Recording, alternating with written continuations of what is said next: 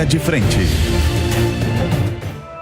Fala aí, meu povo lindo da internet e da televisão brasileira que nos acompanha. Está no ar o Linha de Frente de hoje. E os meus convidados para esse quente, para esse final de semana maravilhoso, para a gente discutir aqui o que foi notícia durante a semana.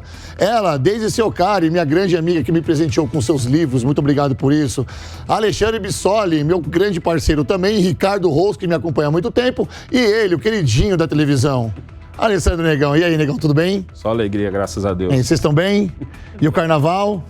Começando, né? No bloco da política brasileira, quem samba é o povo brasileiro, né, velho? Não tem como, né? Bom, vamos começar esse Linha de Frente aqui daquele jeito que você gosta, trazendo as discussões para essa mesa. E na campanha eleitoral, Lula deixou claro que sua missão era pacificar o Brasil. Ele falou isso durante toda a sua campanha eleitoral. Agora só falta o discurso ser colocado em prática. Ainda na busca por apoio do Legislativo para garantir a aprovação dos projetos de seu interesse, o presidente simplesmente desdenhou de todos os outros partidos políticos do país ao exaltar a sua legenda. O PT, em entrevista à CNN, Lula diz o seguinte, abro aspas na fala do Lula: não existe partido político no Brasil. O único partido com cabeça, tronco e membro é o PT. O PT não é uma coisa qualquer, é um partido político. O restante é uma cooperativa de deputados que se juntam nas eleições. Fecho aspas nessa linda frase do Lula. E mais do que isso, Lula disse também que o PT só perde para o outro partido comunista chinês. Parece aquela musiquinha, né? Cabeça, ombro e pé. Como é que é aquela musiquinha? Ombro, joelho e pé. É isso, é mais ou menos isso. Sabe que nós estamos no carnaval, né? Os pais se manifestaram.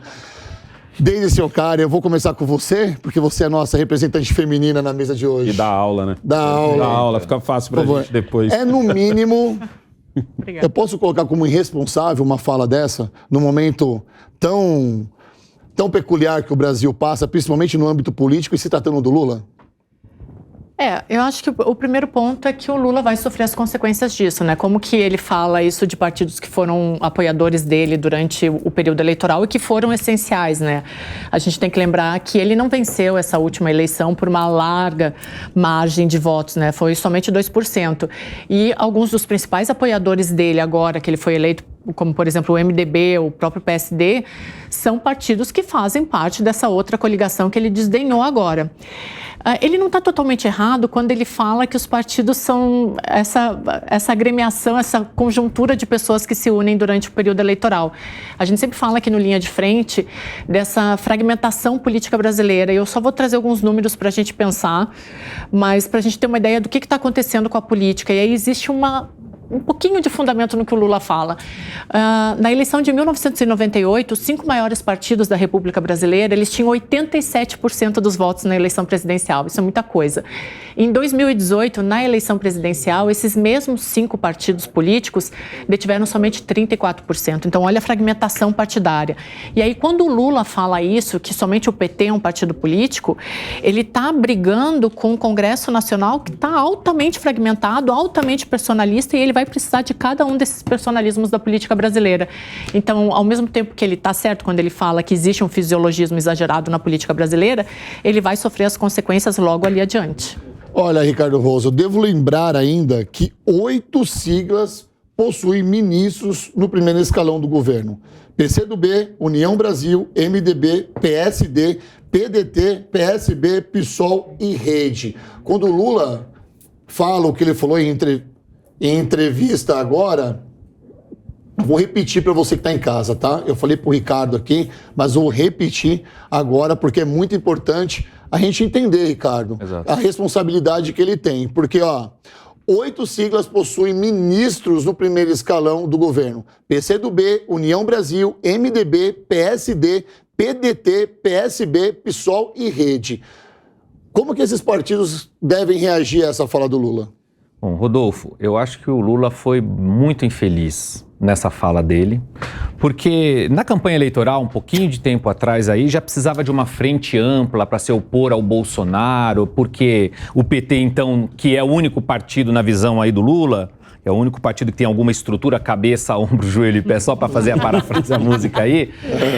Eu não tenho tanta certeza disso, tá? Até entendo um pouco o que a Deise falou aqui, que tem alguns pontos que a gente pode concordar, mas eu acho que o PT um pouquinho atrás ali em 18, quando o grande líder do PT, que era o Lula, estava preso, ele estava bem desestruturado, ele perdeu espaço político de forma maciça no Brasil, e quando o Lula foi solto novamente, aí então o líder, que para mim o PT é o Lula, para mim é o Lula, é a figura do Lula que é o líder. Quando o líder voltou, aí então o partido começou, imagina até que nas próximas eleições ele ainda ganha um corpo maior. Então acho que ele cometeu um erro político aí, porque tem partidos próximos como o PCdoB, o próprio PSOL, o PDT, PSB, que não gostaram da fala, enfim, foi para mim infeliz no momento onde ele está querendo. Havia necessidade do presidente da República unir, criar conexões com os outros partidos políticos, seja da base mais próxima dele, seja dessa base que você falou, como o MDB. Já não foi a primeira nem a segunda vez que o presidente Lula falou que o Michel Temer é um golpista, e com certeza grandes caciques dentro do PMDB não vão gostar disso, a começar pelo próprio Michel.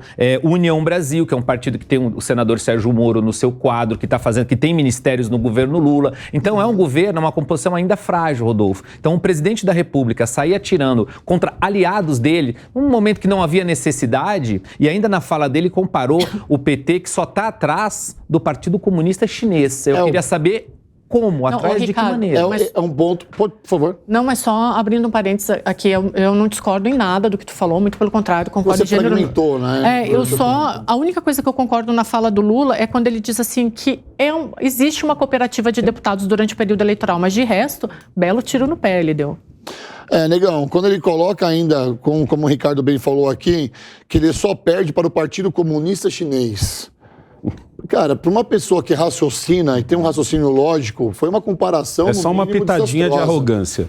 Só uma pitadinha. E não é só arrogância, foi leviano e irresponsável quando ele compara isso, porque um Partido Comunista não pode ser comparado com nada aqui no Brasil.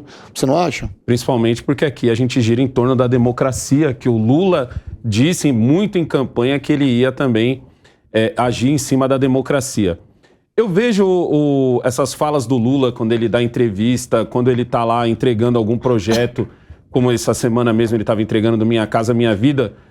Eu sinceramente não consigo imaginar os outros partidos levando a sério. Tirando o Michel Temer, que esses dias se ficou realmente ofendido pelo Lula falar que ele deu golpe e tal, chamar de golpista, eu não consigo imaginar os outros levando o Lula a sério. Por isso que ele repete tantas vezes isso aí.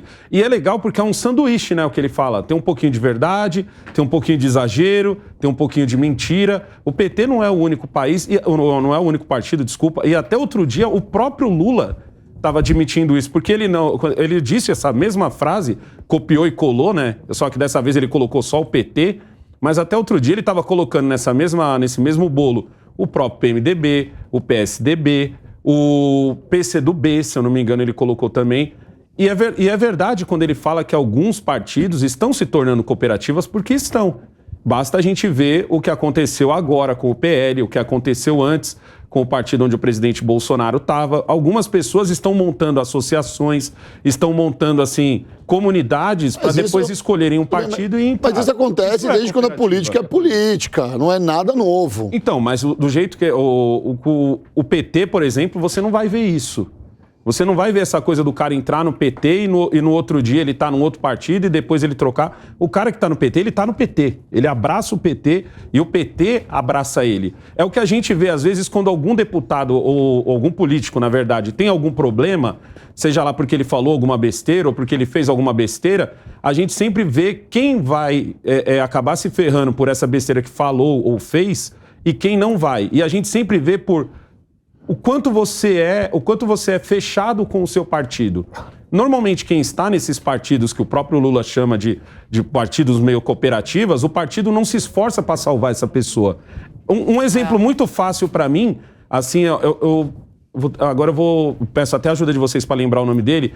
A gente teve o caso do Arthur Duval, Mamãe Falei, e a gente teve o caso daquele vereador, acho que foi em Curitiba, aquele que entrou na igreja.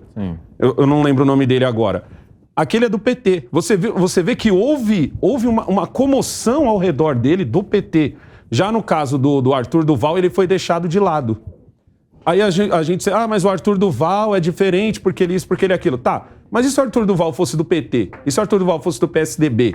E se o Arthur Duval fosse de um partido onde ele fosse ali cabeça, ombro, cabeça, joelho, pé, com o partido? Provavelmente não teria isso acontecido com ele. Outro exemplo também foi aquele vereador aqui em São Paulo que tinha sido acusado de uma fala racista e tal, todo mundo já queria pedir a cabeça dele, não aconteceu nada. Teve o outro deputado também que passou nós temos apenas, se eu não me engano. Nós temos vários casos, se a gente for nomear. Não aconteceu nada com ele. Se falou tanto aí, se falou tanto no Rio de Janeiro, na época do nosso, há 6 meses atrás, vou colocar dessa forma, sobre os milicianos. A gente tem uma ministra do turismo que supostamente tem alguma ligação aí, né? E a gente não sabe direito porque está sendo investigado. Mas já fizeram uma fumaça nisso. Se fosse, talvez, um aliado do Bolsonaro, nós estaríamos vendo um outro retrato da política nesse momento, com relação a isso. Não, mas isso se dá em tudo.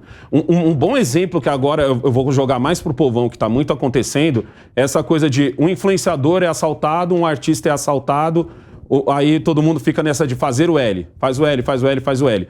Aí o que estão fazendo? Tá dando a impressão de que, tipo assim, o assalto começou por causa do Lula. Não, porque o Lula... Não, assalto sempre teve desde que Cabral chegou aqui.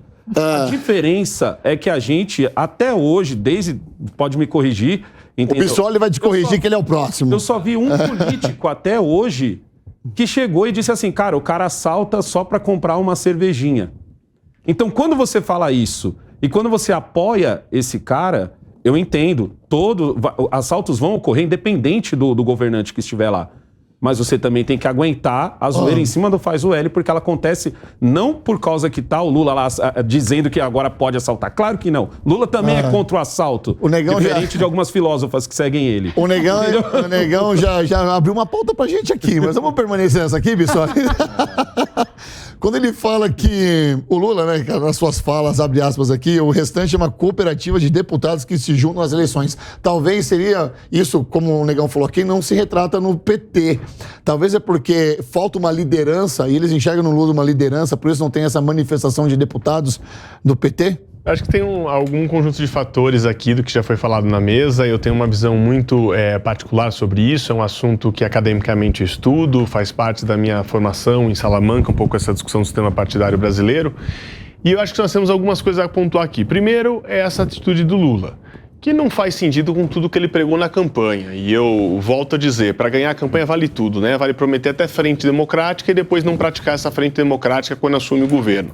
E o maior exemplo disso foi quando, depois dos atos do dia 8 de janeiro, num país já dividido, diante de uma situação daquela, um presidente da República que se diz líder de uma frente democrática, poder vir a público e falar para todos, para aqueles que votaram nele e para os demais que também não concordavam com o que estava acontecendo, que eles da esquerda nunca invadiram, manifestavam, mas não invadiram, e que vocês da direita, ou seja, começou a divisão num momento histórico do país que tinha a chance de começar a agregar, de ser esse líder da chamada Frente Democrática, começou a separar entre nós da esquerda e eles da direita.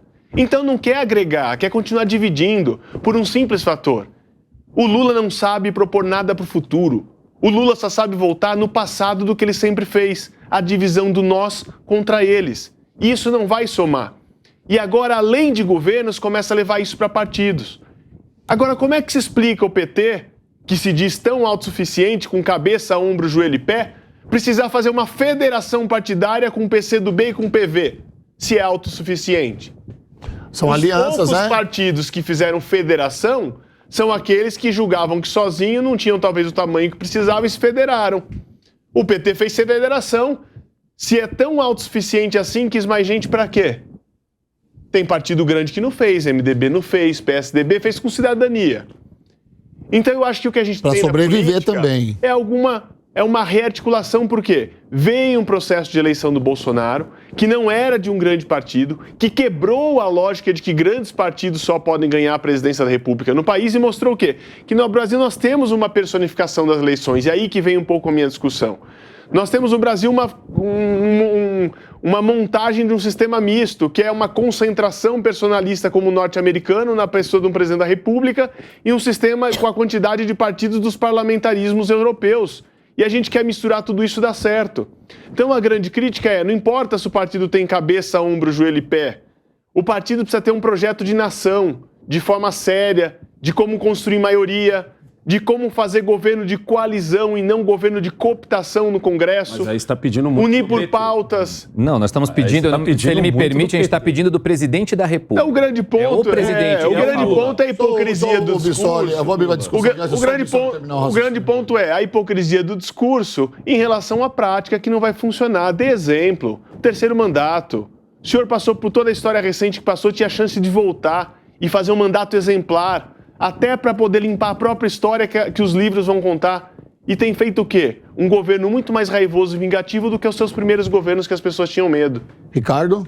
Eu acho que o Lula está com raiva ainda, está com ranço ainda de tudo que aconteceu contra ele. Saiu da eleição, o Lula, vitorioso, porque ele é o líder do partido, é o líder da esquerda, tem gente da esquerda que não gosta muito disso e tal, mas enfim, ele é o líder da esquerda e eu acho que ele está construindo, Rodolfo, colegas aqui, você que nos acompanha. Construindo. Está construindo. Esse é o verbo. A caminhada de 2026. O nós contra eles, ele diminuir e enfraquecer os outros partidos, ele chamar o Bolsonaro como pseudo-adversário, porque ele critica toda a fala do Lula, ele vai no Bolsonaro e bate, ele desconstrói o governo passado, ele não está apresentando para o país nada de novo. E você acha que isso é uma construção para 2026?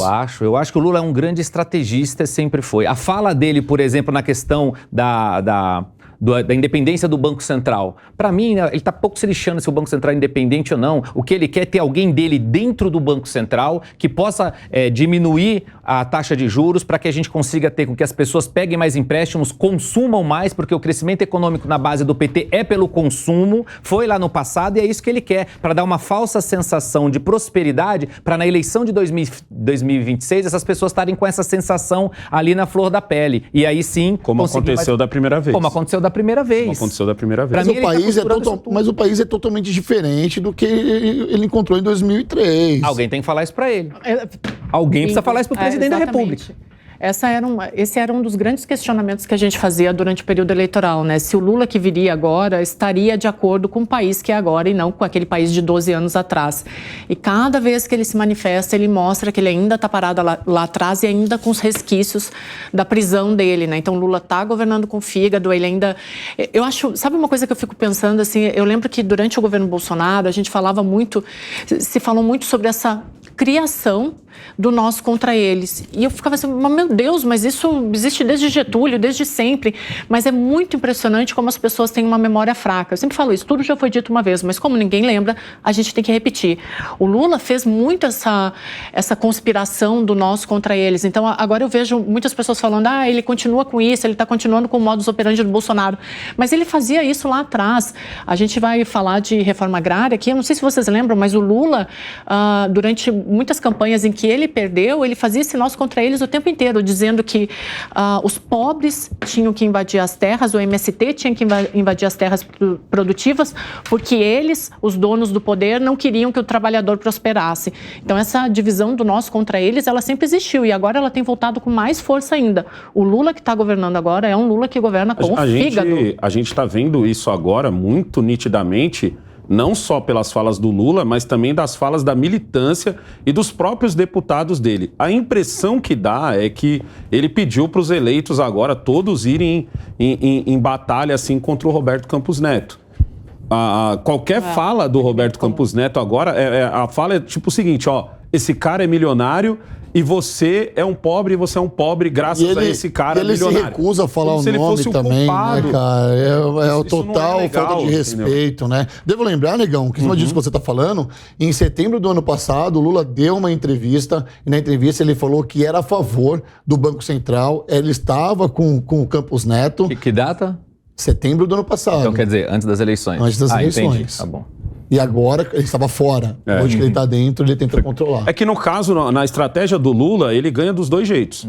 Se ele consegue, como o Ricardo falou, colocar alguém lá dentro do Banco Central, show. Ele ganha, ele aumenta as taxas, todo mundo começa a comprar pra caramba. E como o próprio Ricardo falou, e ele já fez no passado, ele tenta levantar o país em cima do consumo.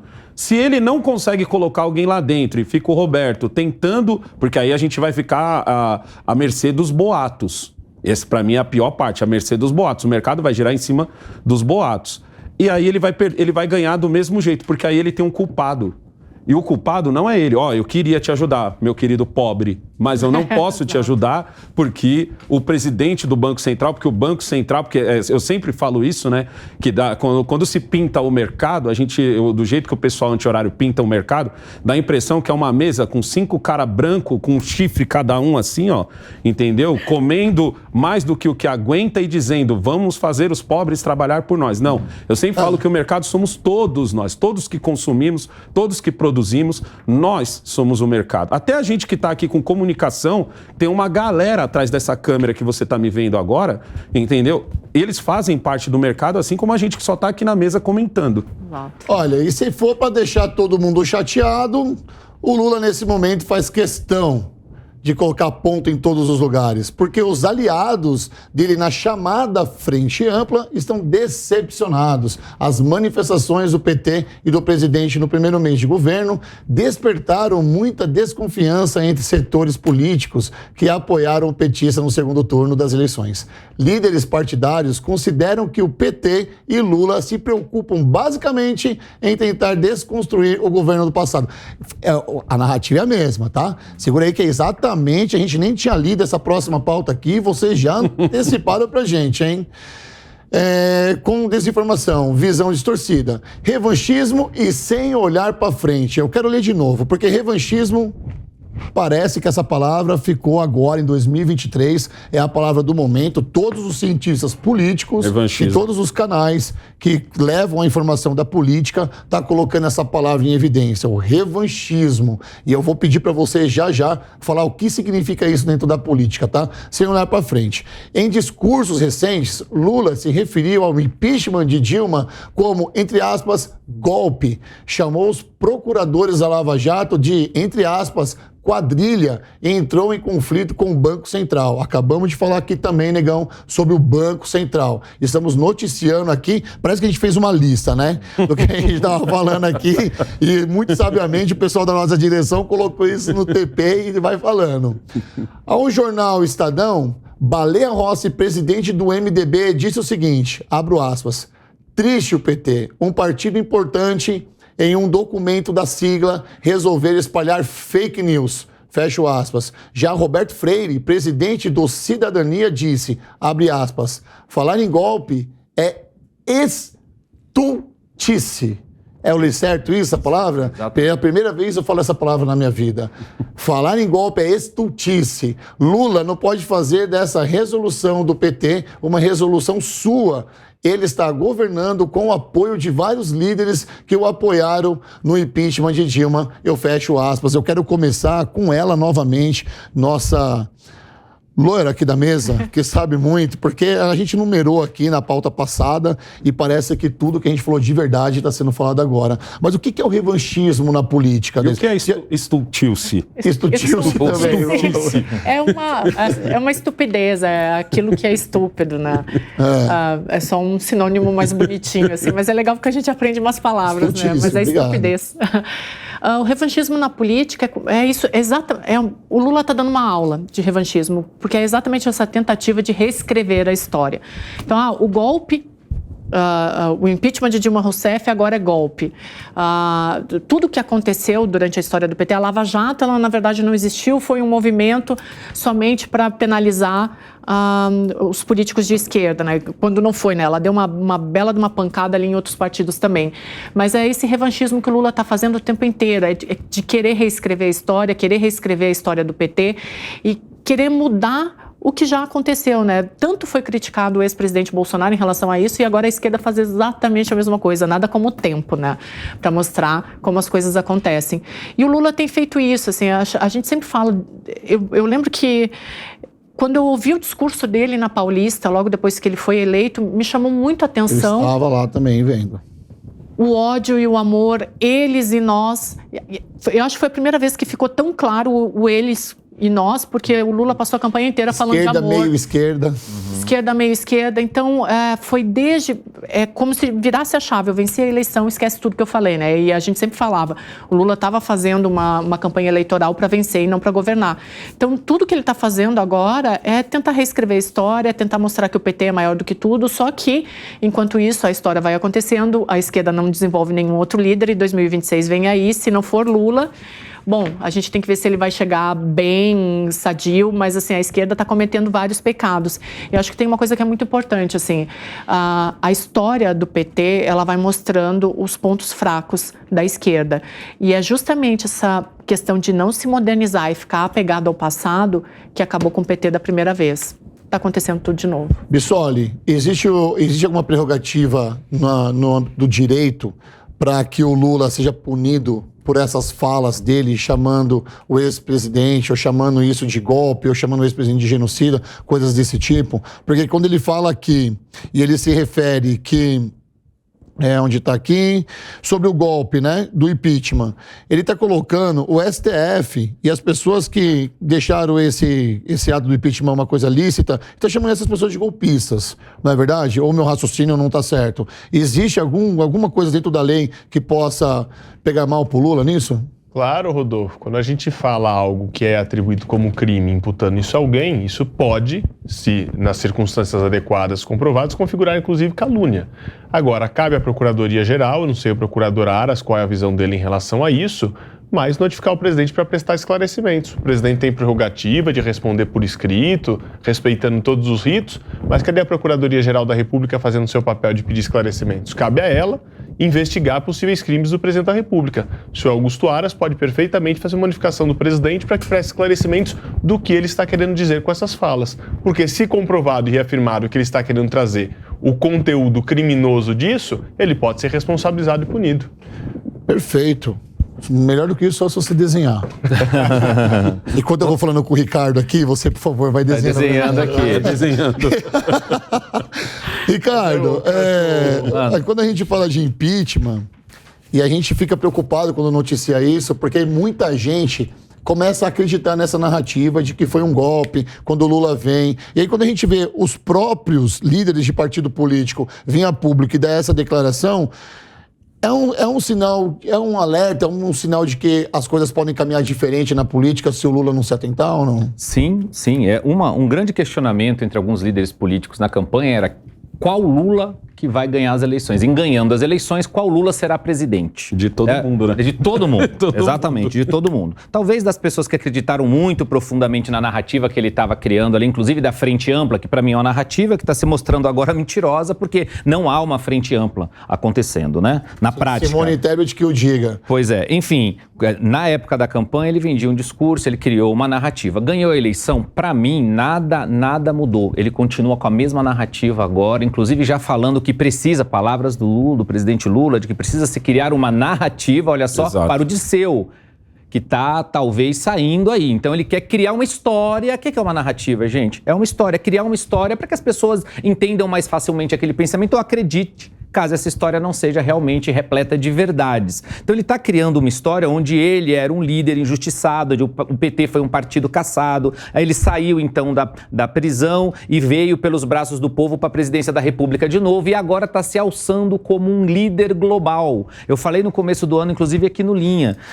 o Lula vai viajar bastante, ele vai se colocar como uma liderança, tentar resgatar aquele cara que o Obama chamou ele, para de repente conquistar até um Nobel da Paz aí num espaço de tempo relativo, que nada tira da minha cabeça que é isso que o Lula quer, lá na frente, para se tornar um mártir. E aqui dentro do Brasil, é a liderança do PT, porque não está sendo construída uma nova liderança. Já nós teremos eleições em 2026 e quais serão os quadros das eleições? Para mim, o Lula está chamando a disputa com o Bolsonaro, porque ele acha que se o quadro econômico melhorar, que é para isso que ele está trabalhando, veja que são várias caixinhas aqui, mas o discurso e a narrativa é no mesmo sentido, de transformar o Lula num líder, o PT num partido um pouco mais consolidado, mais forte, para que ele tenha mais força para enfrentar o que ele quer, que é o Bolsonaro, nas próximas eleições. Ao mesmo tempo que eu não vejo as lideranças de direita cobrando Aras, por exemplo, para fazer com que o presidente da República se explique por que ele fala que é golpe, por que tem páginas oficiais da República Federativa do Brasil descrevendo um trecho da nossa história que foi legítimo como golpe. Ninguém está falando isso. É aí que eu acho que a centro-direita e que outros partidos perdem para a esquerda mais organizada. Não, mas eu te digo que os eleitos estão fazendo agora, estão fazendo um tweet. Gravando um Você acha isso? stories. Estão fazendo? Aí fica difícil. Em fazer um tweet. Isso que ele falou, o Ricardo falou do Nobel, eu falei aqui há pouco tempo, que eu disse assim, ó, eu não sei se o Lula vai ganhar, mas com certeza ele vai ser indicado por causa do dia 8. Porque no dia 8 ele conseguiu colocar o planeta olhando para ele, porque as pessoas conseguiram colocar o planeta olhando para o Brasil, o Lula pegou esse hype e fez o planeta olhar para ele, principalmente fazendo com que principalmente fazendo com que as pessoas vissem aquela imagem dos 27 governadores de mãos dadas. Aquilo é muito forte. Para a gente pode não parecer tão forte, mas eu quero que você pense como a cabeça de um alemão, a cabeça de um inglês vendo aquilo, de um americano. É uma imagem muito forte. O Lula, eu também concordo que o Lula já está pensando em 2026, só que ele tem uma grande pedra no sapato agora chamada Bolsonaro.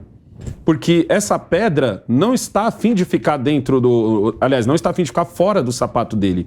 O Lula quer trazer o Bolsonaro para o debate, toda hora ele está falando do Bolsonaro, foi entregar as casas do Minha Casa Minha Vida, que até então era como é que era o nome?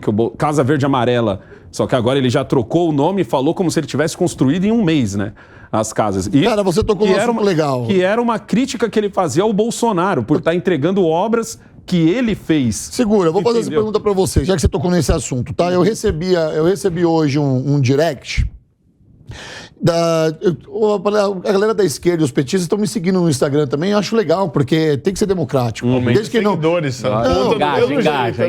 Eu quero ter 10 seguidores. Gente que respeite o que eu posso, a minha família, respeite o meu trabalho. Tudo bem, não tem problema nenhum se o cara for lá um pessoal da direita, um pessoal da esquerda, desde que haja respeito, ok? E uma pessoa mandou pra mim assim, você colocou que até agora você não viu o Lula governar, Rodolfo, mas é mentira. Porque ele teve lá, numera comigo, salário mínimo, Minha Casa Minha Vida, Bolsa Família, Bolsa Natalidade, porque não tem um nome para essa bolsa aí, que é auxílio de R$150 por família, pro filho que nascer e tudo mais.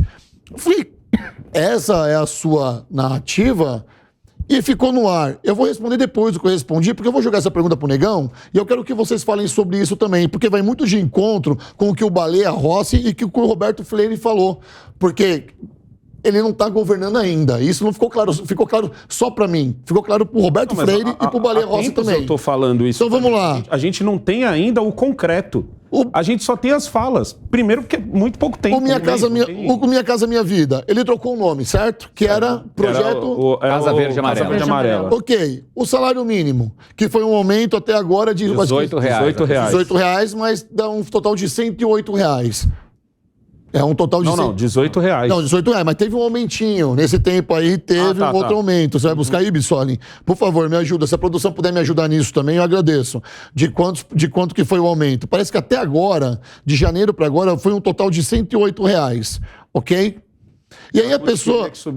A CUT queria que subisse 82, parece que subiu só 18. Era uma coisa assim. Então, o último foi agora, o último foi um aumento agora, pífio também, na minha concepção. E aí a pessoa defendeu o salário mínimo. Tem como alguém defender o salário mínimo, mesmo sendo de esquerda, mesmo sendo uma pessoa que votou no Lula? Será que essa pessoa está satisfeita? Tá em você a pergunta, tá, Negão? Depois eu vou passar a mesma... Eu acho que o governo do Lula ainda não começou de verdade, mas a gente tem que entender também que a gente ainda não tem 2 meses. Você entendeu? É porque a gente está medindo, isso é um erro que está cometendo tanto o pessoal de esquerda quanto o pessoal de direita. A gente começou a medir diante de quando acabou a eleição. Porque como o Lula começou a se mexer depois que acabou a eleição, começou a correr o país, começou a fazer acontecer, deu uma impressão de o mandato já começou. Então, quando a gente olha, se a gente for olhar friamente, o Lula só tem 2 meses, nem isso. Mas aí a gente está vendo o quê? A gente está vendo muitas falas e essas falas estão repercutindo no mercado, aumentando a taxa de juros. A gente está vendo coisas que não condizem, como agora, por exemplo, ele não larga o nome do Bolsonaro, foi entregar o Minha Casa Minha Vida esses dias, que ele tanto reclamou que o Bolsonaro entregava obras que ele que fez ou que a Dilma já deixou no jeito. Ele está literalmente entregando essa casa assim, ele está entregando como se fosse ele ele que tivesse feito a casa. Ou seja, em 1 mês e meio você não constrói ou você não pinta direito o prédio do Minha Casa Minha Vida. Só que o Bolsonaro tá quieto. Aí é que tá. E isso está sendo um grande problema para o Lula, porque ele queria... tanto que ele provocou... combate, né? Ele provocou o Bolsonaro dizendo que o Bolsonaro é um fujão, que fugiu quando ele ganhou e tal. Só que o Bolsonaro está quieto. O Bolsonaro, que eu podia ter feito isso desde o primeiro dia, que era uma coisa que eu falava tanto, ele resolveu ficar quieto só depois, né? Em muitas ocasiões ele perdeu de ficar quieto, só que agora ele tá deixando o próprio Lula morrer pela boca. Perfeito. Entendeu? E Ricardo, eu vou olhar pra você, mas vou tocar aqui, ó. Acostumado já com Só pra ver quem tá esperto. Porque Ó, quem trabalha com jogador muito tempo fica bom no... É aqui, ó. Olha aqui daqui. Eu sei por que eu vou falar com o Ricardo depois. Sabe por quê? Porque ele é perito nessas áreas aqui de gestão. Então ele vai falar talvez, assim, cada um aqui joga onde sabe, né? Eu tô aqui só no meio, não jogo em lugar nenhum. Mas enfim, foi o aumento de quanto e de qual foi o período aí? Porque o Negão falou muito bem do Minha Casa Minha Vida. E foi sensacional falar isso. E lembrando que a gente tá aqui, tá na frente ampla, tá? E esse assunto ele vai casar daqui a pouco no final de tudo isso. Por favor, Bissoli. Olha, para que não tenha nenhum tipo de questionamento aqui futuro depois de qualquer informação equivocada, o dado mais preciso é que teve um primeiro aumento no início do ano, que foi de 1.212 para 1.302, ou seja, R$90 de aumento. Perfeito. E agora um aumento de mais R$18, totalizando R$108 de aumento do salário mínimo no início desse ano. Tirei Mas 10, uma grande professor, tirei observação. Parabéns ao Rodolfo que sabia os números da Cora. Eu tive que buscar aqui. Obrigado, Outro obrigado. ponto. Olha como o PT é especialista em cortina de fumaça, porque divulga isso e divulga um dado bem próximo ali, como quase que não tivesse acontecendo, em relação à isenção da tabela de renda. De imposto de renda, tabela de imposto de renda. Qual que era a promessa do PT na campanha? 5 mil. Até R$5.000 quem ganha vai ser isento. De que forma vai resolver isso, ninguém prometia.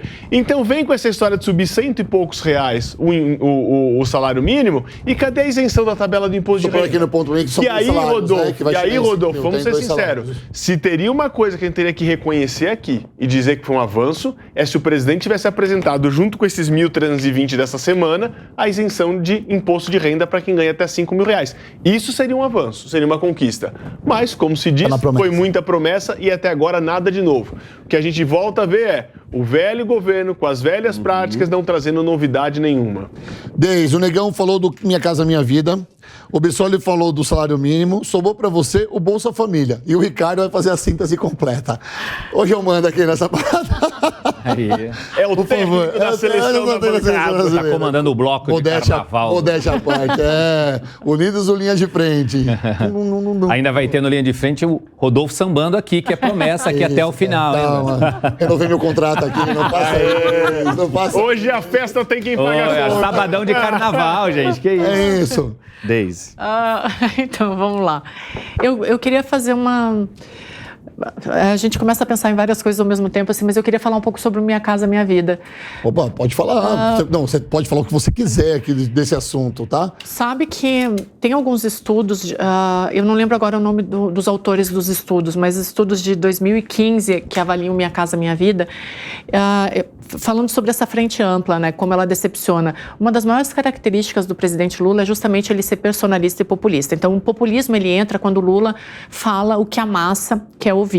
Por que eu estou falando isso? Porque a gente estava falando do Minha Casa Minha Vida e tem estudos acadêmicos respaldados por universidades e revistas científicas que indicam que a proposta do Minha Casa Minha Vida ela era abarcar pessoas com o menor tipo de renda, menor salário possível. Nossa. Mas, na verdade, o Minha Casa Minha Vida, nos primeiros anos de implementação, ele não conseguiu resolver o problema habitacional dessas pessoas, porque ainda assim tinha um nível elevado para fazer parte do Minha Casa Minha Vida. Então, Minha Casa Minha Vida resolveu o problema de outras classes que tinham um poder aquisitivo um pouco maior. Então, e aí o que a gente tem hoje como uma retórica, que é a narrativa que o PT vai construindo, que ele resolveu o problema habitacional dos mais pobres através do Minha Casa Minha Vida.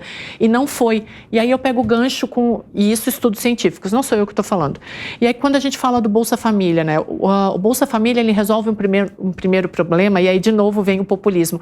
Mas ele resolve a curto prazo e não a médio e longo prazo. Porque é tanto aquilo que a gente já ouviu falar, que é um clichê na política brasileira, mas tu dá a linha e não ensinar a pescar. É isso que o Bolsa Família faz. E essas todas são medidas populistas. E aí, eu concordo plenamente com o Negão, não tem nem 100 dias de governo. Os primeiros 100 dias do governo são os dias emblemáticos. Termômetro, né? Então não tem ainda como o governo Lula ter feito muita coisa. Mas olha como ele já começou com as medidas populistas, né? Então ele vai construindo a narrativa de que olha como ele fez, mas não fez, gente. Não fez, e tanto Minha Casa e o Minha Vida quanto o Bolsa Família, eles têm problemas históricos que precisam ser revistos. Perfeito. Ricardo, faz uma síntese sobre esse assunto e lembrando que você tem que fechar a rima com o Ricardo, com o Roberto Freire e com o Baleia Rossi. Então, vamos lá. Primeiro, é importante a gente dizer o seguinte, o salário mínimo, quando passou para R$ 1.302, estava previsto na lei orçamentária que foi aprovada no ano passado, ainda pós-eleição e naquela questão da transição de governo. 2022. Isso, 2022. Então, não é uma articulação só de agora, ok? A articulação que a gente pode dizer de agora é os R$ 18 que nós tivemos de aumento agora. A mesma coisa a entrega dessas casas, que agora chama Minha Casa Minha Vida, mas elas foram construídas como Casa Verde e Amarela, porque elas começaram o processo de construção, não foram construídas em 30 e poucos dias, não, pessoal. Pois é. Já estava num processo, todo o processo licitatório foi na gestão passada. É importante dizer isso, está sendo entregue pelo governo Lula, ok? Enfim, então nós não temos muito a mostrar desse governo ainda. Lembrando que o Lula já começou a governar, entre aspas, ele tomou posse em dia 1º de janeiro como presidente da República, mas ele já transitava desde o processo de transição. Antes do término do mandato do ex-presidente Jair Bolsonaro, que foi para os Estados Unidos, ainda durante o mandato, o Lula já estava dando as cartas em Brasília. Então já está se articulando há algum tempo. De fato, a gente tem pouco tempo de governo, a gente normalmente espera aí uns 100 dias de governo aí para entender qual é o caminho do governo. O que me preocupa? As falas do presidente, o tom, o jeito, para quem ele se dirige, do que ele fala, o que ele quer com essas falas, que não são falas de um chefe de Estado que quer unir a nação para a gente apresentar para o país um projeto nos próximos 100 dias, para ele apresentar para o Congresso Nacional as reformas que a gente está precisando fazer no Brasil, as reformas estruturais que a gente tanto fala. Não, são falas de um chefe de Estado que divide os partidos aliados, os partidos da chamada Frente Ampla, que fica colocando a responsabilidade e culpa de problemas que hoje estão sob a caneta dele no gestor passado. Ele está olhando muito para o retrovisor do carro e não está olhando para frente, que é o que o povo brasileiro quer e espera de um presidente da República. Mesmo aqueles que não votaram no Lula, eles estão morando no Brasil sobre a presidência do Lula. O Lula tem que governar para todos. Eu acho que essa, para amarrar o final do sambinha aqui, sim, eu acho que a fala do Roberto Freire, presidente do Cidadania, do Baleia Rossi, também vão nessa linha, decepção. O Baleia Rossi falou, pena, um partido grande, um partido super importante para a história do Brasil, como é o PT, o partido que está no poder e que assina uma nota com essa fake news do golpe, que é isso que ele está falando ali. Sim. O Roberto, a mesma coisa. Se o Lula continuar com essa fake news, com essa conversa de que o Brasil teve um golpe porque não teve um golpe, isso prejudica toda a estrutura da base de governo do próprio presidente Lula. E que fica difícil de entender também o que ele quer falando isso. Ele quer limpar a imagem da Dilma. Ele quer um prêmio Nobel da Paz. O que de fato ele quer? Eu acho você tem 30 segundos. Não, é jogo rápido. Eu acho que o Lula está surfando nos seus fãs. E ele tem muitos fãs na imprensa. Muitas vezes a gente fica naquela de, mas o PT paga a imprensa. Não, eu acho que no caso do Lula é um caso de fãs. Ele tem fãs, tem gente que jornalistas. Você vê o jornalista que entrevista o Lula, ele brilha os olhos. Então o Lula fala coisas que você fala, qualquer pessoa com um pouquinho de memória vai lembrar e fala, poxa, Lula, não foi bem assim. Entendeu? Aí o jornalista faz aquele sorriso do tipo, nossa, era isso que eu queria que você falasse. Nós aqui da Jovem Pan muitas vezes somos vistos como o anti-PT, o anti-Lula. Não, eu queria muito, eu falo sempre isso. Cara, eu quero muito chegar e poder falar assim, caraca, agora o Lula estourou. O Lula foi lá e fez... Nossa, sabe isso daqui que o Lula fez? Isso daqui foi muito bom. Recentemente eu dei entrevista, não, desculpa. Opa! Eu dei a notícia... Recentemente eu dei a notícia de que o governador Tarcísio aqui de São Paulo, ele não sei se flexibilizou a palavra certa, mas ele meio que liberou o canabidiol aqui em São Paulo. Eu achei um tremendo acerto. Nossa, eu queria tanto poder falar assim, olha, o Lula, por causa do Lula, agora o canabidiol é nacional. entendeu? Que é uma medicação que vai ajudar muita gente com epilepsia e tal. Não, eu não posso. Tudo que se resume ao Lula são as falas dele, que são totalmente desconexas. Tudo que se resume ao Lula é ele só lembrar do Bolsonaro, ele está governando só falando do Bolsonaro, ele parece um negacionista da urna. Ele ganhou a eleição e os outros jornalistas estão ajudando eles. Nós somos a única emissora que pelo menos questiona. E nós não estamos nem atacando. Nós só estamos... A gente admite aqui que 2 meses é muito pouco para falar, para poder chegar aqui e esculachar o Lula. A gente não pode também fazer isso. Mas a gente tem que questionar também o que ele está falando. Ou deixando de fazer. Né? Ou deixando de fazer. Mas exato. olha, um outro assunto que ainda é discussão e vai ser motivo de discussão durante muitos anos é a tal da reforma agrária. A reforma agrária é uma pedra no sapato de qualquer político e traz a dor de cabeça. Porque, o ministro do Desenvolvimento Agrário e Agricultura Familiar, Paulo Teixeira, defende que as terras públicas e de grandes devedores sejam destinadas para a criação de assentamentos da reforma agrária. Durante uma entrevista ao programa A Voz do Brasil, o ministro disse que pretende fazer um programa de arrecadação de terras públicas e de terras de grandes devedores. Abre aspas, este é um debate que vamos fazer com o Ministério da Fazenda para disponibilizar terras para assentamentos de reforma agrária. Fecho aspas. Em resumo, a ideia é que o devedor coloque a terra como parte do pagamento da dívida com a União e a área seja destinada para a reforma agrária. Bissolha, eu posso começar com você que é um formado em direito, é um jurista, é um cara que entende muito, um advogado. Como é que a lei age nessa forma aqui, cara? Não deveu, vai lá e pega a terra assim, em qualquer custo? Como é que funciona? Rodolfo, é importante esclarecer... Não deveu não pagou, desculpa. É importante esclarecer que a reforma agrária é um instrumento previsto lá na Constituição. Em 88, os legisladores, quando trouxeram essa Constituição Cidadã, previram algumas possibilidades do Estado adquirir terras ou tomar terras para poder utilizar isso de forma social, econômica, enfim. Um exemplo simples que eu dou aqui. Quando você precisa fazer uma determinada obra, de uma rodovia, uma ferrovia, e precisa passar pela área particular de alguém, o Estado desapropria aquilo e usa. Por quê? A rodovia, a ferrovia vai ter um benefício maior do que o particular em si utilizar. Mas isso é feito com critérios. Você avalia aquela terra, você faz a desapropriação, existe um procedimento para isso, quem perde aquilo é indenizado e seguindo um processo mínimo a gente utiliza. Aqui nós estamos falando de uma figura que poderia ter um tratamento semelhante. O problema é que no Brasil a gente acha mais fácil invadir e tomar. Por quê? Dá muito trabalho avaliar, indenizar quem tem a terra, reconhecer que tirar a propriedade privada de alguém é tomar algo que não deveria ser tomado sem que fosse pago em troca, dá muito trabalho. O que eu acho que o governo poderia fazer, e penso que deveria fazer para cumprir essa função social da Constituição lá, que é lá previsto, mas de uma forma muito mais decente com quem tem a propriedade privada, é fazer essa definição que se propõe de forma inteligente, identificar essas áreas. Tem gente que deve, se o próprio terreno ou a própria área, terreno não, né? Se a própria área, o latifúndio aí é suficiente para pagar alguma dívida e comprova-se que a pessoa não quer pagar essa dívida, não tem condição de pagar, a área ser tomada, não sendo um bem de família, a Constituição prevê que esse tipo de coisa é possível. O grande problema é que a gente usa o discurso, é a famosa história do discurso bonitinho e a prática do Brasil é ir lá, invasão, MST, ocupa, o deixa disso e resolve. Eu costumo dizer que a política utilizada não é a da concessão, é o do perdão. Vai lá, invade e pede perdão, em vez de ir lá e conseguir seguir um procedimento adequado, indenizando o dono da terra e podendo fazer isso de forma saudável, como a Constituição prevê. Precisamos ver se isso vai sair do discurso e desse discurso mais esquerdista. Me preocupa um pouco essa fala do ministro, sim, porque eu concordo com você, a reforma agrária é previsão constitucional e acho até que dependendo do jeito, ela deve acontecer.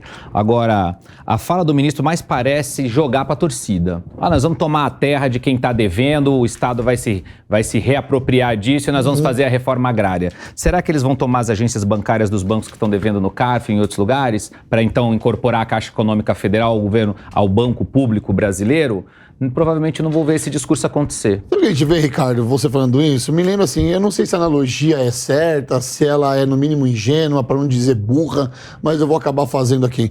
A gente fala muito do BNDES, negão, e do empréstimo de dinheiro para outros países de esquerda, comunistas, sabe, que estão devendo para o país. Ao invés de eles se preocuparem em receber esse dinheiro, que dá um total, a direção pode soprar aqui no meu ouvido, um total mais ou menos de 6 bilhões.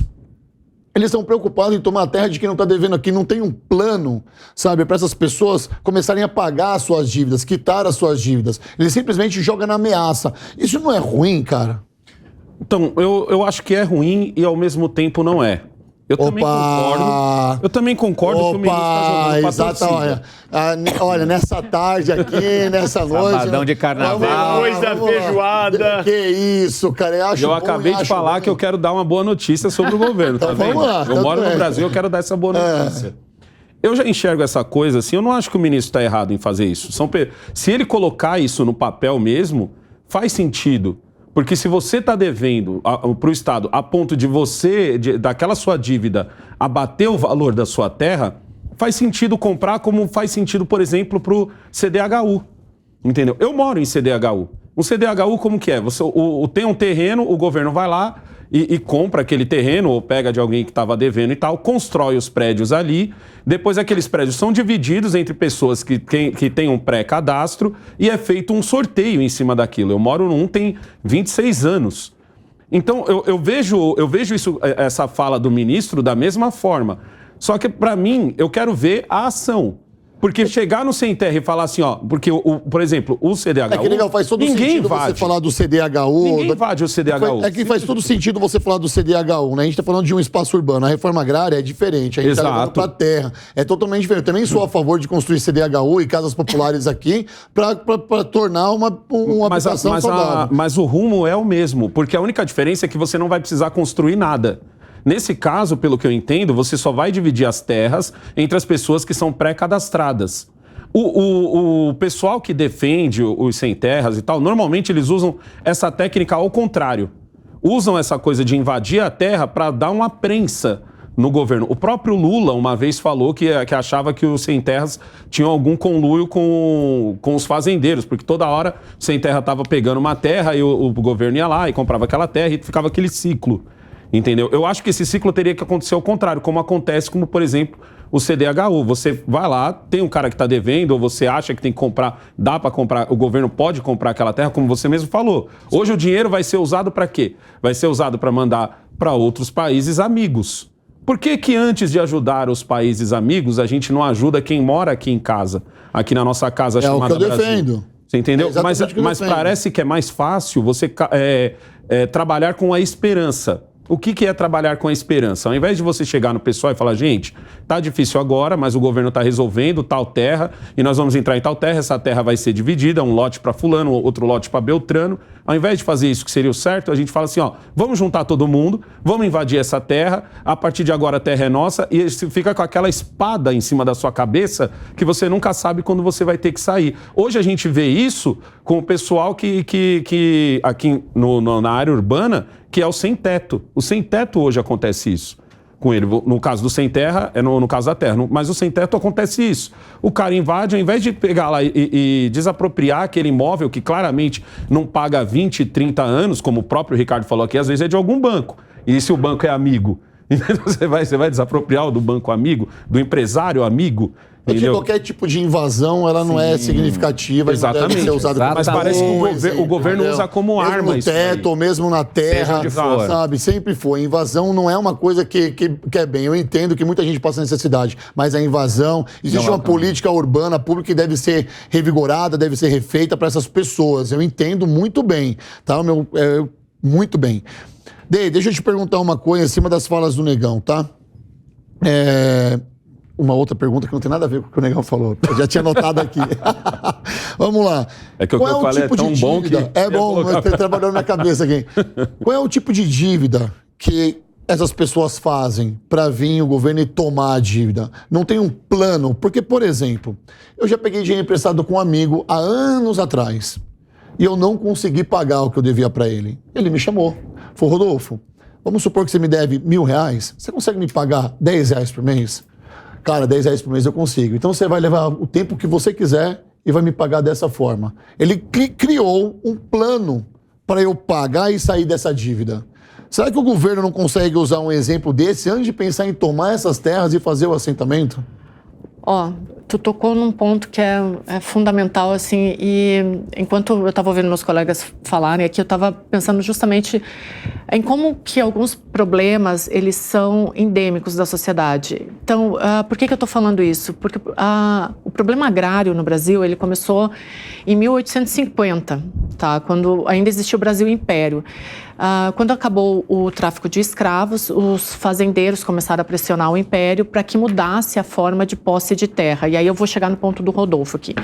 Então, antes, tu ocupava uma terra e pedia o direito de posse dela, né? Com o fim do tráfico de escravos, os fazendeiros, com medo que qualquer um pudesse ter terra, disseram que tinha que comprar, até para provar que teria o mínimo de condição de manter aquela terra e de não deixar acontecer o que a gente vê acontecendo hoje quando existe invasão de terras. O que acontece quando uma pessoa invade a terra e que aconteceu muito nos anos 80, quando o PT incentivava esse tipo de prática? As famílias vão lá, invadem as terras e aí os sistemas equivocados, são pautados muito mais por ideologia do que por funcionalidade e as pessoas não conseguem sobreviver. Então, essa é uma preocupação sociológica desde o Brasil Império, desde 1850. Qualquer discussão que vá em cima disso, ela não pode ser resolvida em 2 anos de governo. E aí eu vou só fazer uma aspas aqui da maldição que é a reeleição. Porque os políticos vão pensando num prazo que não é justo com as pessoas. Querem resolver uma coisa que existe no Brasil, desde o Brasil Império, querem resolver em 1 ano para tentar a reeleição logo ali na frente e não conseguem resolver o problema sociológico por trás disso. Então, um grande problema hoje é a pauta ideológica que está envolvendo essa reforma agrária. Ela é necessária? Como a tributária, como foi outras reformas, como foi a reforma da Previdência. Mas o problema ele é muito maior. Então, eu acho que o que a gente discute hoje é a intencionalidade por trás disso. Não é simplesmente fazer a redistribuição de terras, e como tem acontecido aqui no Brasil, selecionam mal as terras, selecionam a localização, entregam para as pessoas, não dão incentivo para essas pessoas, largam ali um Bolsa Família, depois de 4, 5 anos as pessoas ainda estão passando fome e dependendo do Bolsa Família, e estão com aquela terra lá completamente improdutiva. Durante o meu doutorado, eu estudei a bancada ruralista. Foi o tema do meu doutorado foi ruralista, bala e Bíblia. E o grande problema do Brasil é justamente fazer uma discussão muito rápida em cima de um problema que é muito complexo. No caso da reforma agrária, imagina, o problema agrário começou em 1850. Como é que o PT quer resolver isso em 1 ano? Deise, me permite aqui um adendo. Eu não acho nem querer resolver. É uma fala do ministro. Não existe um projeto, uma proposta que a gente pudesse aqui ler, dissecar essa proposta e discutir entre a gente. Ou entre os Ricardo, só um comentário. O PT que já passou tantos anos à frente do governo. Exatamente. Não é o primeiro mandato do PT que está tendo a chance de discutir isso. Exatamente. Se o PT tivesse encarado esse assunto com seriedade, nos 2 governos Lula, nos 2 governos Dilma, estaria hoje apresentando uma proposta séria. E mais um adendo ainda, o PT que tem o apoio do movimento do Sem Terra. E isso que a Deise falou é uma coisa que também sempre me bateu na cabeça, porque eu tô mais acostumado a ver o pessoal mais sem teto, por eu ter trabalhado muito tempo com sucata. Eu conheço muitos lugares assim de invasão e tal.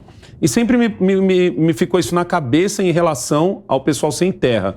Beleza, você invadiu a terra foi dividida, mas e o depois? E a infraestrutura? Porque se é um sem terra, a opção dele é plantar. Ele é diferente do sem teto. O sem teto quer um teto, mas ele tem um trabalho.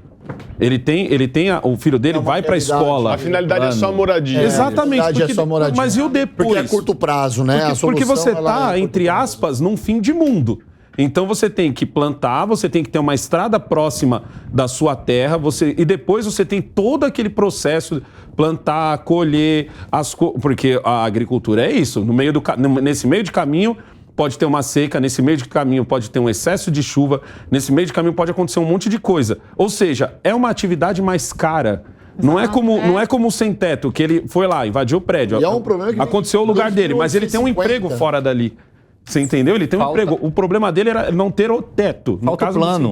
Não tem um plano, não tem um projeto. Estamos discutindo aqui uma fala do ministro que o ministro...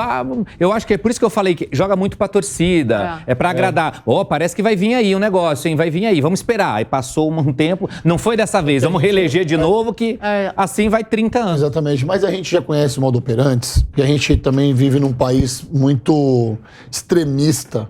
O que ele está ventilando hoje pode de fato acontecer amanhã. Pode ser que não aconteça. Isso. Pode ser que não aconteça. Mas para acontecer ele vai ter que apresentar um plano, o Congresso Nacional vai discutir, nós vamos trazer essa pauta aqui de novo, a Jovem Pan vai falar sobre no mínimo 6 meses. Só isso. Muito mais. Partindo do momento que ele vai muito rápido, você tem 6 meses de gente discutindo e essa vírgula não ficou bem colocada. E de novo, acho que é importante dizer, acho que a reforma agrária, assim como as outras grandes reformas que o Brasil precisa, tem que acontecer. Agora é como vai ser feito que a gente tem que discutir. O presidente Lula prometeu que todas as suas indicações para o Supremo Tribunal Federal serão neutras. Nos bastidores do PT, contudo, o advogado pessoal do petista, Cristiano Zanin, é apontado como favorito para a primeira vaga que será aberta neste ano. Segundo o chefe do executivo, a indicação será com base no currículo. Lula disse ainda que nunca pediu favor a ministro do STF e nunca pedirá. O petista voltou a dizer que, na sua avaliação, a justiça brasileira fez política nas suas condenações, posteriormente anuladas. Mas ainda assim afirmou que o assunto ficou no passado. Realmente ficou no passado, Negão? Vou começar com você, cara. Se vai chamar o Cristiano Zanin, então já não é mais indicação neutra, né? Porque é amigaço. Entendeu? Poxa, defendeu, não é? O Cristiano Zanin não só defendeu. Cristiano Zanin defendeu com unhas e dentes, é o advogado de muitos anos do atual presidente Lula. Eu não acho tão errado assim, eu acho pequeno assim, às vezes eu vejo as pessoas falarem assim, mas tem que ser a indicação e tal. Eu falo, cara, o cara indica quem ele quiser. Se ele quiser indicar o Cristiano Zanin, indica. Ele não confia no Cristiano Zanin, indica o Cristiano Zanin, porque quando chega lá, quando ele passa da sabatina do Senado, até a sabatina do Senado é passou da sabatina do Senado, sentou na cadeirinha, com o rapazinho lá segurando a toga, aí é outra pessoa, aí já é outro rolê, entendeu? Então, aí muitas vezes, mas o Lula indicou, então ele vai votar com o Lula. Não. Quando ele chega ali, ele já tá por ele ali. Mas o Bolsonaro indicou ele, então ele vai votar mais a esse lado. Não. Quando chega lá no STF, o cara vota pela cabeça dele.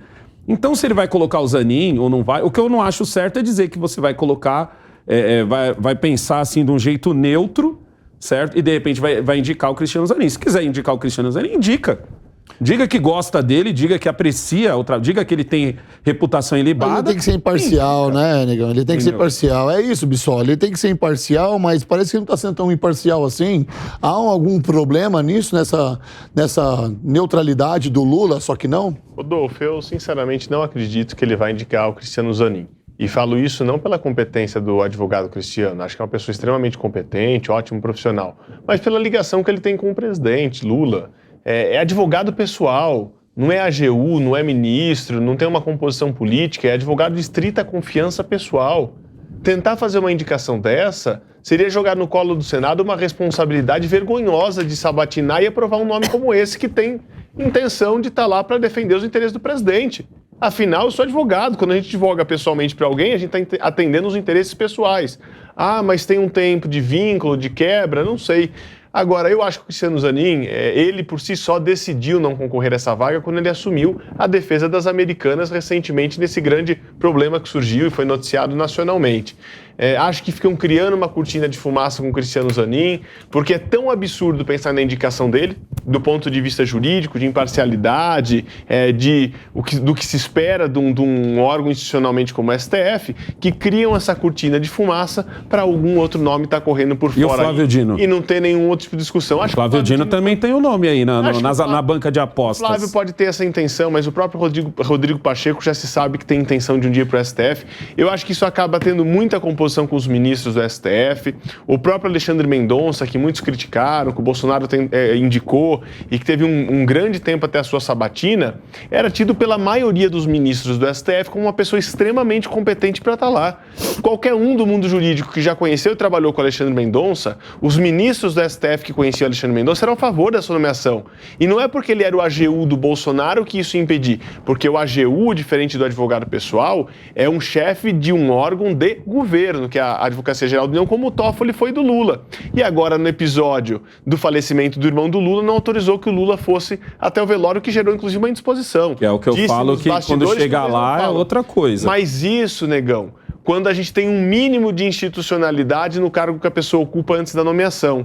E por isso que eu sou contra o Cristiano Zanin, não pela sua competência, volto a dizer, mas porque é advogado pela pessoal. ligação muito pessoal. Defendeu em algum uma momento não vai separar, né? Então não dá para apostar nisso. Então eu falo isso com muita tranquilidade e aposto, Cristiano não é nome, Cristiano é uma cortina de fumaça para algum outro nome que está correndo. Olha, a Deise estava comigo ano passado num programa, não sei se você vai lembrar disso, quando eu disse sobre a Dilma. Você lembra disso que eu falei da Dilma? Vou refrescar. Eu ventilei na mesa o nome da Dilma. Uma notícia da Dilma e eu falei assim, gente, a Dilma tá querendo uma cadeira em algum lugar. Ah, mas todo mundo na mídia se mexeu. Não, mas não pode, porque a Dilma é impossível, porque a Dilma foi impeachmentada. A Dilma não tá... Se o Lula for eleito, na ocasião o Lula não havia sido eleito assim ainda. como o Mercadante. Não, o Mercadante não estava nem na... O Mercadante não estava nem na fila do pão nesse momento. Não estava nem na fila do pão nesse momento. Eu estava ventilando o nome da Dilma. Falei, calma, aqui é o Brasil, meu irmão. Sabe aquela cena do Velozes e Furiosos? É que eu não posso falar o que eu queria falar, em nome de Jesus.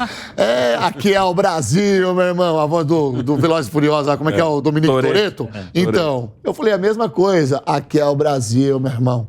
Aqui é o Brasil. E onde que a Dilma está agora, sendo cotada para quem? Para assumir o BRICS. Olha só, notícia vai, notícia vem. Com salário, obrigado, eu gosto quando sopra no meu ouvido, com salário de 300 mil reais. Peguem essa, tá? Peguem essa. Aí a gente tá falando aqui agora do Cristiano Zanin. Eu entendo a colocação aqui e como você defendeu isso, Bissoli. Só que eu repito para você. Aqui é o Brasil, meu irmão. Você lembra disso, desde que eu falei? Eu lembro que tu falou da Dilma, eu fui uma das que viagem. Viajando aí. Não, mas não sei, mas realmente aqui é Brasil, a gente nunca pode subestimar, né? Eu fico pensando, eu acho que, de novo, né, o Lula tentando mudar a forma como a história é escrita, né? Ele fala que não interfere nessas coisas, mas olha como ele interfere. Uma das características do Lula é justamente ele ser personalista. E aí, de novo, isso não sou eu que estou falando, são análises científicas e artigos científicos. Ele tem essa característica de ser um líder da política, ser um líder do poder. Isso normalmente é visto em estudos como uma autocracia, algo negativo na política brasileira, na política mundial. Só que os estudos mais recentes da ciência política começam a indicar um personalismo também na democracia. Para vocês terem uma ideia, os estudos mais recentes são poucos que existem em relação a isso, mas em 1988, 23% das repúblicas mundiais tinham líderes personalistas. Em 2010, esse número dobrou para 40%. A característica do líder personalista é justamente uma coisa que a gente vê muito no Lula, que é, por exemplo, colocar a ABIN perto da Casa Civil, tirar a independência do Banco Central, vai colocando tudo debaixo da sua asa. Desmilitarizar. Exatamente. Então, a política vai se tornando muito a figura dele. Nada mais alto do que isso. E a maior característica, que eu acho que é o ponto que a gente tem que pensar muito quando vê esse tipo de coisa acontecendo, independente de quem for o nome, é que é cientificamente comprovado que personalismo na política, e isso é uma consequência do que acontece aqui no Brasil, traz polarização. E uma das mais altas polarizações possíveis. Isso a gente já vê aqui no Brasil. Nunca, antes na história desse país, a gente viu uma polarização tão alta. E o personalismo na política, eventualmente, a médio e longo prazo, ele traz declínio e colapso. Então, é esperar a médio e longo prazo. Ricardo Rosque, declínio e colapso. Passou para você com uma régua lá em cima. Eu quero ver como é que você vai comentar isso aí agora, meu irmão. A bucha é sua. Não, primeiro que eu concordo. Declínio e colapso. É concordando que eu vou trazer a régua. Sim, concordo. Uma análise dessa tão profunda. Parabéns. é contabilizado quantas pessoas o presidente vai indicar, isso faz parte de várias composições. Para mim é um discurso do Lula, olha, eu vou escolher alguém neutro, eu nunca precisei de favor do STF, é óbvio que é um discurso, ele vai escolher isso a risca dedo. Foi o que o Miguel falou. E vai acontecer isso, ponto. Não sei se vai ser o Zanin, também concordo com o Bissoli, não acredito que seja o Zanin, porém, aqui é Brasil, tudo pode acontecer, mas eu acho que é uma cortina de fumaça. O Silva já dizia, né? Que é o mundo da Lula. Diretamente. Aqui tudo pode acontecer, mas acho que tá tendo uma articulação para outros nomes aí nos bastidores. O Zanin está sendo uma cortina, talvez, de fumaça. Talvez o Benedito. Mas o que eu gostaria de chamar, o que eu gostaria de chamar a atenção aqui é que talvez a gente tivesse que mudar, pensarmos aí o Congresso Nacional nesse modelo de indicação. Porque o presidente da República indica quem ele quer, é assim que funciona o negócio, na prática, né? Na teoria tem algumas regras ali que tem que ser cumpridas, mas na prática indica quem ele quiser. Não, Alexandre de Moraes foi assim na época do Eu não sou tão feliz em pensar como meu colega que quando chega lá é outra coisa, sim, concordo, o cara colocou a toga aí, agora é ele que está vitaliciamente no poder, mas a sensação de gratidão, pô, o cara me colocou aqui, o cara me deixou, será que... Entende? Então eu acho que isso devia mudar, devia ter uma outra regra para que a gente pudesse... Para mim acaba depois da sabatina. Mas o Senado... Saiu da sabatina, mas assim, o Senado tem a possibilidade, inclusive, de não apoiar a sabatina. Tudo bem, mas na prática não é assim, quando coloca a toga, esquece. Porque nós tivemos aqui o ministro da Justiça aí, o ex-ministro Sérgio Moro, que foi colocado pelo Bolsonaro e chegou na hora lá, talvez, ali, eu não sei em que horário da madrugada os dois quebraram o pau ali e ele virou ex-ministro. Teoricamente, deveria funcionar dessa forma. Mas o que eu estou me referindo é o STF. Porque no STF o cargo é vitalício. Uma vez que você indicou, eu indico você pro STF, você vai para lá, Ricardo, aquele abraço, perfeito. Agora coloca a toga aqui, quem manda sou eu, vou ficar o resto da vida, você vai sair do mandato, vai vir outro e eu tô aqui. Eu coloquei na mesma prateleira do STF, eu tô errado em fazer isso, né? O STF é outra prateleira, né? A gente pode usar de exemplo o próprio Alexandre de Moraes. Porque quando o Temer indica Alexandre de Moraes, ele passa pela sabatina, houve uma comoção do pessoal de esquerda contra o Alexandre de Moraes. Hoje, o Alexandre de Moraes é o Sérgio Moro da esquerda. Entendeu? Os ministros nomeados pelo PT, o Barroso e o Fux, que foram a favor da prisão do Lula do início ao fim. Mas um questionamento aqui pra gente filosofar. O Senado tem que sabatinar esse nome indicado pelo presidente, seja lá ele quem vier a ser. Por isso que a pressão cabe ao Senado. Então, as pessoas que estão aí protestando nas redes, nas ruas e que querem um STF mais independente ou que tem uma visão que represente mais o que a sociedade espera, justamente quem sabatina e aprova são os senadores, não é o presidente da República. O presidente da República indica. Se os senadores reprovarem, tem que mandar outro nome. E tantos quanto forem necessário até ser aprovado aquele que o Senado aprovar. Então, o problema do ministro do STF não é a nomeação do presidente da República, a indicação. É a aprovação pelo Senado. O presidente como é importante o Senado e o Parlamento, né? A gente nisso tudo aqui, a gente está entendendo a importância do Senado e do Parlamento. O presidente, ele pode indicar então, né, Bissoli? Mas quem pode aprovar isso? Rodolfo, em tese não precisa nem ser advogado, formado de direito, tem que ter notável saber jurídico e reputação ilibada. Tem que fazer prova. Se o Lula resolver defender prova. Que a Janja tem condição de ser, ele pode indicá-la. Cabe ao Senado avaliar se sim ou se não. Então não tem nenhuma prova. Não existe uma prova escrita.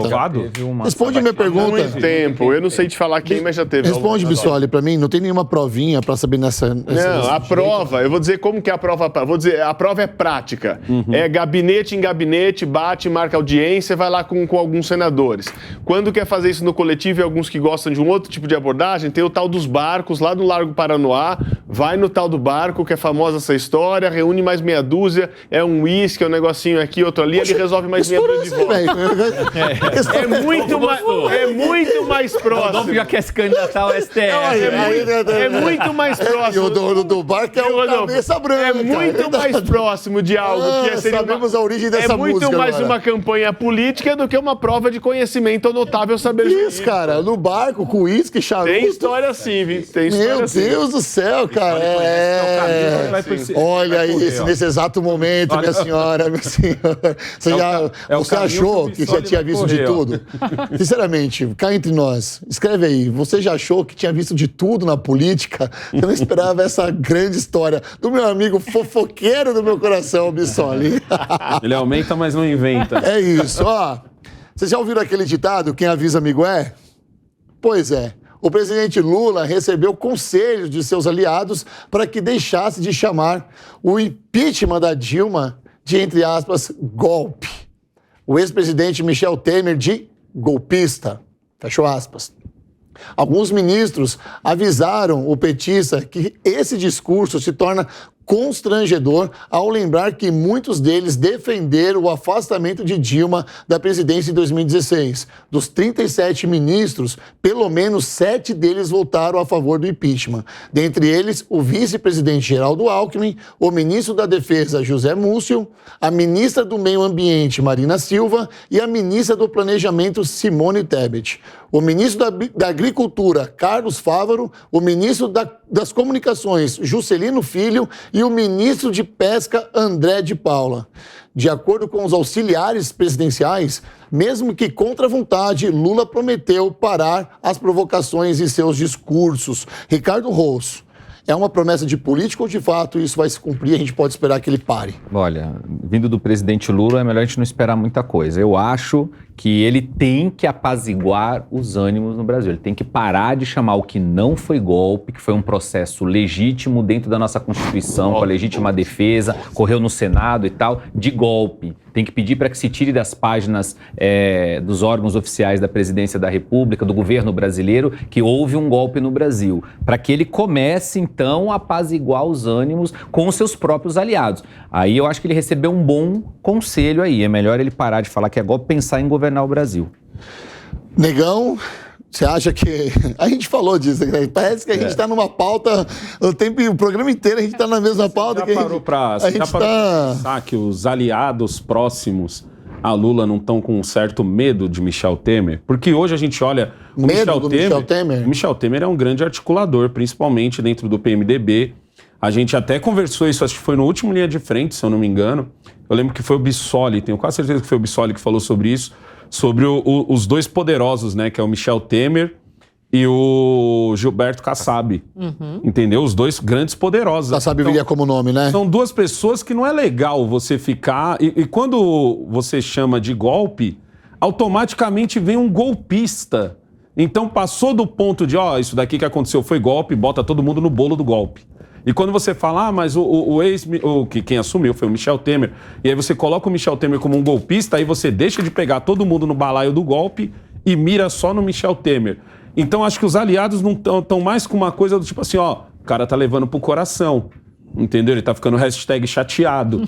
E não é legal um cara com uma força tão grande quanto o Michel Temer, entendeu? Que a gente já viu que... mas o Michel Temer, negão, ele tá fora.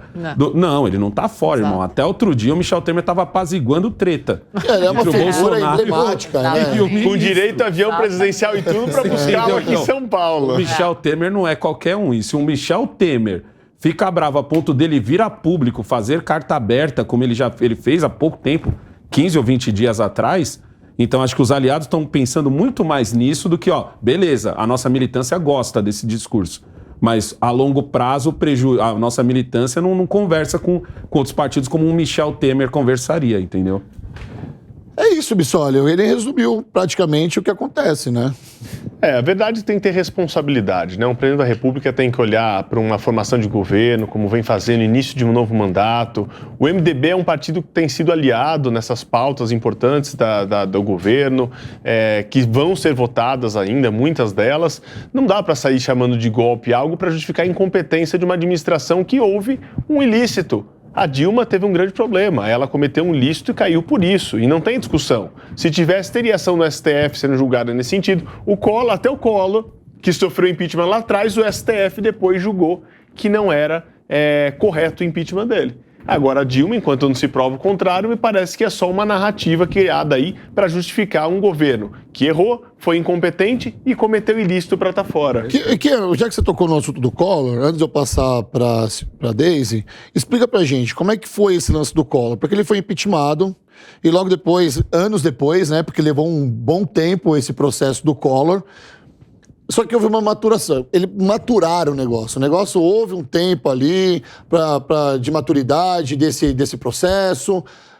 Parece que o da Dilma é tão recente que eles querem limpar o nome da Dilma na força. colocando na cabeça das pessoas, foi golpe. E não foi assim com o Collor. E você lembra desse caso tem uma grande explicar pra diferença, gente? Tem uma grande por diferença, favor? Rodolfo, dos motivos, né? O Collor lembra da suspeita de corrupção, da Elba, então era uma questão de suspeita de corrupção. É isso que motivou aquela discussão. O Collor correu renunciar antes e foi aquela coisa toda para... E a limpa das poupanças. Para tentar fazer uma meia-culpa ali, ver se a coisa segurava, mas a bem da verdade é que isso continuou sendo discutido no STF e depois teve, num momento futuro e mais recente, o julgamento da não possibilidade ou não configuração do ilícito ali alegado. Da Dilma foi uma outra discussão, foi a tal das pedaladas fiscais. Foi usado um artifício para enganar o caixa do governo e continuar fazendo algo de forma irresponsável, contra a lei de responsabilidade fiscal, para artificialmente manter um governo adiante, por isso que o país foi entrando no buraco que foi. E isso sim é um crime fiscal, foi comprovado, é um crime de responsabilidade. A presidente Dilma foi caçada por isso e até que não se prove o contrário, não se julgue nada em contrário, que eu não tenho conhecimento de nada que esteja pendente de julgamento nesse sentido, é um fato consumado e transitado em julgado que foi sim um ilícito que motivou o impeachment da Dilma. Se você me permite, Rodolfo, aqui um complemento da Deise, por favor, Deise. É importante a gente lembrar aqui pro pessoal que esses foram os fatos jurídicos, foram o fato que possibilitou a ação de impeachment. Porém, tanto no caso do Collor quanto na Dilma, a perda de apoio político, a economia que não ia bem da cena, principalmente perdeu o apoio popular, perdeu o apoio político, aí foi. Aí precisou pegar um fato, a Dilma foi apedalada, do Collor foi aquele escândalo de corrupção lá atrás com a Elba e tal, enfim. Mas o Collor, e aí eu trago o alerta dos vices quase ideais. O Temer, no caso da Dilma, podia não ser um vice popular, mas era um vice tido como estável para se fazer uma transição. Não à toa, teve um governo de transição adequado. Exato. O mesmo ocorre com a visão em relação ao Geraldo Alckmin. Lula fica aí tensionando, mas o mercado, o famoso mercado, a mídia, a grande mídia e muitos personagens internacionais olham o Alckmin como alguém muito mais razoável e equilibrado do que o próprio Lula. Então é o vice em condições perfeitas para o impeachment também se as coisas piorarem. Eu diria que olham o Alckmin como olharam para o Temer. Exato. No passado. Olham para o Alckmin como olharam o Alckmin está para o Lula como o Temer está para a Dilma. Deise, eu sei que você vai vir com uma história bem legal. Estou preparado para isso. Não, dessa vez não tem história. Eu só, pegando aqui o gancho do que o Negão falou, porque o Temer está fora da política. Uma das máximas da política, né, Negão, é que tu não precisa ter efetivamente um cargo eletivo para fazer parte do jogo. Quem que a gente fala tanto em política? Valdemar Costa Neto, Kassab, como vocês lembraram, o próprio Temer. Então, esses personagens que atuam em bastidor, muitas vezes eles são muito mais importantes do que quem está ali no cargo. E o Temer, vocês estavam falando de vice ideal, aí o Temer foi defendido pelo Lula na época da campanha da Dilma, e a Dilma que não queria ele, mas o Lula naquele período considerava o Temer como um vice possível, ideal, articulado e político. Então era um personagem essencial para a chapa da Dilma naquele período. E tem um outro ponto só para finalizar aqui. O Lula não tem a maioria no Congresso. O MDB é um partido extremamente articulado que vai sobrevivendo ao longo dos anos. Durante todo o período da história democrática, ele só não esteve ao lado do poder durante um ano.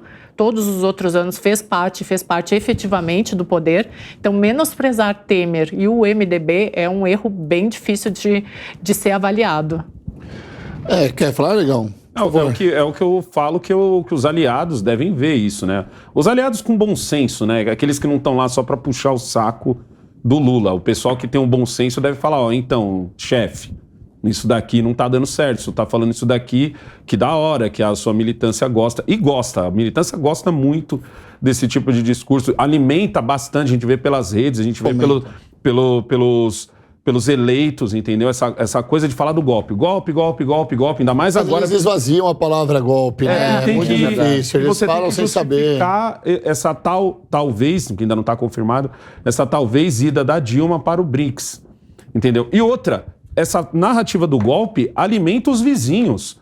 A própria Cristina, aqui na Argentina, já estava usando já a favor dela essa coisa do golpe. O que está acontecendo comigo aconteceu com o presidente Lula, porque quem não está aqui no Brasil não está vendo, vai ver, vai acreditar no que estão falando, no que vai acabar sendo falado na própria imprensa, que, como eu já disse antes, é uma imprensa fã, entendeu? E quando você tem jornalistas fãs, quando ele fala esse tipo de coisa, o cara não estou dizendo que o cara deva, lógico, destratar o presidente, isso seria muito errado. Mas não custa só lembrar, então, senhor presidente, não foi golpe por causa que, sabe, foi todo um processo, entendeu? Então não é legal usar essa fala. Não, eu imagino, Negão. Não precisa ofender ele, entendeu? Eu imagino que quando o Lula tá lá falando, ele fala, golpe. Geraldo Alckmin faz uma careta. Aí ele fala de novo, golpe. Aí o José Múcio olha pra ele e fala, Aí a ministra do Meio Ambiente, Marina Silva, quando ele fala, golpe, a Marina Silva faz... Ela não gesticula, ela só fala caras e bocas, né? E aí, quando ele fala golpe de novo, a Simone Tebet deve olhar e falar assim, cara, será que ele entende o que é golpe? Eu acho que nos bastidores, isso começou a incomodar. Eu acho que nos bastidores o Lula está fazendo um discurso, uma narrativa, e a galera que é da política, que sabe que isso é tolerável até a página 2, falou, Lula, estamos na página 4. Acabou. Para de fazer essa tua narrativa aí. Golpe é pra militância quando você tiver num evento muito privado teu, que não tiver, aí vá lá. Agora aqui não, porque os pseudos, aspas, bem grande aqui, golpistas que você está falando, estão todos aqui a teu redor. Estão dentro do Congresso Nacional. Olha, para com isso. Eu vou pegar o que você falou, tá? Pros dois aqui, pra gente finalizar, que a gente só tem 3 minutos. Vamos dividir esse tempo entre vocês dois aqui, tá? E quem quiser falar também, desde que respeita os 3 minutos. Agora, 2,5 agora e 2,29 agora, 2,29. Ó... Eu escutei também assim, mas o Bolsonaro também ficou um bom tempo falando do governo Lula, e ele ficou um bom tempo falando também, agora vocês ficam defendendo aí, porque o Lula tá falando do Bolsonaro e vocês não defendiam, e defendiam o Bolsonaro. Eu acho errado também. Sim. Qualquer um que vem agora pro mundo atual e fica falando do ex, não olha pra frente. Acontecia isso? Qual era o retrato da época do Bolsonaro com o Lula, quando o Lula ficava muito nisso também? Não. Você tem 30 segundos. Não. 29. Putz, ficava. Mas assim, isso foi uma coisa... A gente sempre criticou aqui essa fala do Bolsonaro, essa insistência em ficar falando de passado e até ativar esse nós contra eles, né? Então, isso existe. Agora, tem uma diferença aí. O Lula passou a campanha inteira falando que ia fazer um governo de paz e amor. E está muito diferente do que ele prometeu, né? Então, o ponto que a gente está debatendo aqui é justamente esse. Disse uma coisa e está fazendo outra. E ainda criticou que o outro fazia exatamente o que ele está fazendo agora. Soli? Rapidamente, vou falar o óbvio. Quem critica e aonde se critica é para dizer quem foi melhor, quem foi pior, é na campanha eleitoral. O governo é para assumir quem ganhou e mostrar que veio e fazer serviço e não ficar criticando o anterior. Rapaz, pode encerrar. Não, calma, a gente tem mais um tempo. O cara falou. Parecia aquele partido pequenininho que tem, o cara vai na televisão e fala, meu nome é tal, e corta. É isso. A gente vai dividir 1 minuto entre vocês dois. Olha, sobrou 30 segundos para cada um. Vamos lá, Negão. Negão, como vai? Tudo bem? É isso. A gente não tem... Por favor. Pra mim tá fácil essa daí, mano. O Lula precisa muito do Bolsonaro, não é à toa que ele não para de falar dele. Ele não tem o que mostrar, apesar de ele assumir isso. É muito engraçado essa cabeça do Lula, como ela funciona, porque ele fala toda hora, nós, pro Bolsonaro não voltar, nós precisamos vir e mostrar um bom governo, fazer um bom governo, fazer esse país melhorar e biriri e bororó. Só que no final das contas ele não mostra nada, ele fala um monte de coisa que incomoda o mercado, a gente começa a pagar uns juros altos de uma coisa que nem aconteceu ainda e ele só está acabando. Quem vai pagar essa conta no final das contas é os pobres que ele tanto defende. Exato. Ou diz defender. Só para complementar, é menos campanha e mais governo, presidente. É isso que o povo quer. É isso, gente. Noticiamos aqui o que foi notícia durante essa semana e o que está sendo notícia nesse final de semana também. Fique agora com a nossa programação. Linha de Frente. A opinião dos nossos comentaristas não reflete necessariamente a opinião do Grupo Jovem Pan de Comunicação.